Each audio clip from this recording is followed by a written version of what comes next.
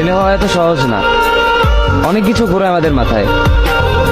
সব তো তোমার বইলা বোঝানো যাবে না, তারপরও কিছু বলি শোনো।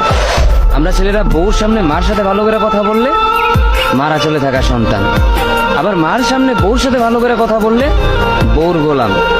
নিজের ছেলে মেয়েদের যদি মারি আমাদের দয়া মায়া নাই, আর ওই ছেলে মেয়েদের যদি কিছু না বলি আশকারা দিতেছি। নিজের বউরে দিয়া যদি জব করাই সেই ক্ষেত্রে আমি বউর কামাই খাই, আর যদি বউরে দিয়া জব না করাই আমি সন্দেহ করি।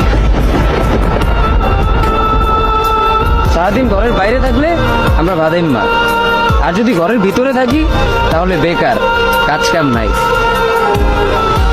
আর এই তোমাদের মেয়েদের গায়ে যদি আমরা ভুলেও টাচ করি না আমরা নির্যাতক, আর যদি তোমরা মেয়েরা আমাদের গায়ে হাত তুলো আমরা কাপুরুষ। আর একটা ছেলে কি বা করে পুরা লাইফে নিজের জন্য?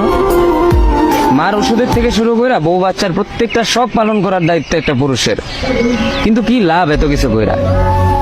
দিন শেষে একটা ভুল করলেই সবাই ভুলা যায় যে কে কি করছে তার জন্য।